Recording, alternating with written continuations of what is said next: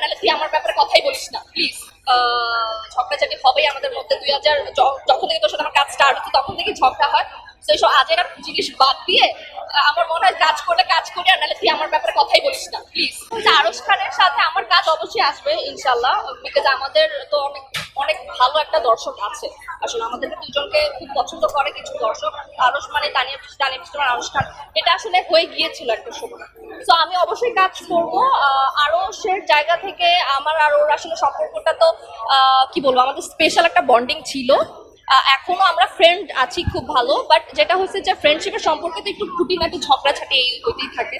তো আপাতত আমাদের একটু ঝগড়া চলছে, ঝগড়া মিটে গেলে ইনশাল্লাহ আমরা কাজ করবো। আনুশ খানের সাথে আমার বেশ কয়েকবার ইন্টারভিউ হয়েছে, তার হাতে একটা ঘড়ি আছে এবং সেই ঘড়িটা ম্যাক্সিমাম নাটকেও দেখা যায়, এবং সেই ঘড়িটা সম্পর্কে আমাকে সে বলেছে যে ঘড়িটা আপনার দেয়া এবং এই বিষয়টা নিয়ে আপনার মতো আমি কি বলবো, আরশ আসলে এত কবি মানুষ একটা, ও তো মানে অনেক কবিতা লিখে, অনেক কিছু লিখে, ও তো অনেক কিছু বলেও। বাট হ্যাঁ, আমি আরশকে অনেকগুলো ঘড়ি গিফট করেছি, তার মধ্যে দুটো অলওয়েজ করে থাকে।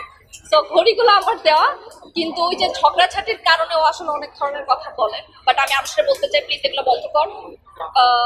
ঝগড়াঝাটি হবেই আমাদের মধ্যে। 2000 যখন থেকে তোর সাথে আমার কাজ স্টার্ট হচ্ছে তখন থেকে ঝগড়া হয়। তো এইসব আজেরা জিনিস বাদ দিয়ে আমার মনে হয় কাজ করলে কাজ করি, আর নাহলে তুই আমার ব্যাপারে কথাই বলিস না প্লিজ।